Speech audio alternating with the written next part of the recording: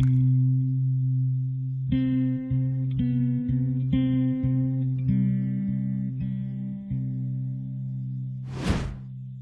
était une femme à la dérive au bord de la mer.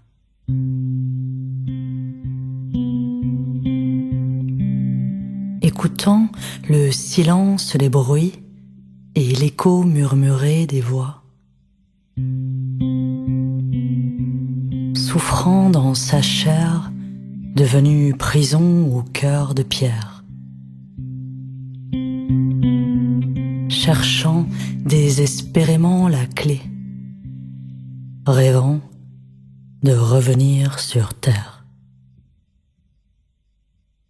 Femmes. Des femmes d'ici et d'ailleurs qui ont été fantasmées nues, qu'on voudrait protéger.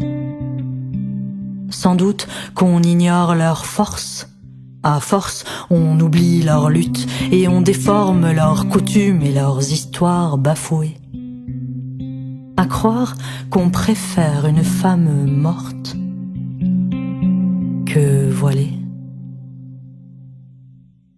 Mère nourricière habituée au care qui prennent soin des enfants, des malades et même des morts. Aujourd'hui, des femmes accouchent dans des tentes de bébés qui ne grandiront jamais. On dit que jadis, nos mères donnaient naissance dans les champs d'oliviers.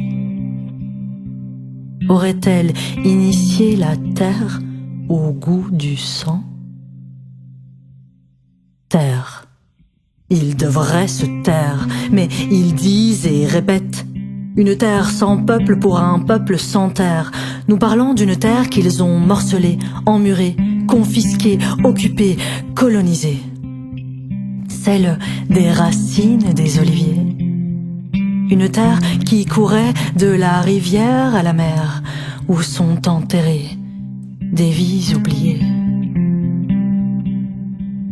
Pierre tomba le des pères, Pierre jeté par les fils sur des chars de guerre, Pierre attaché sur les ventres des enfants affamés. Chair. Les femmes souffrent dans leur chair, chair qui saigne sans intimité, sans hygiène. Chair torturée et violée dans les prisons en toute impunité. Chair amputée et brûlée vive par les canons des colons. Prisons arbitraires et bases militaires devenues des tombes. Prison à ciel ouvert où il pleut des bombes, devenue la plus grande fosse commune du monde. Clé de la maison où gisent encore les souvenirs abandonnés. De la maison qu'il a fallu fuir, que la bombe a effacée. Clé, symbole du retour des exilés, des sans-voix. Voix de la fillette qui crie Imma sous les gravats. Celle de la petite Hind qui résonne encore dans la voiture. Voix qui hurle à la mort, à la vie, qui trace la voie des pas qui se perdent dans le silence. Bruit. Ce matin, nous étions endormis et nous n'avons pas entendu le bruit des bottes.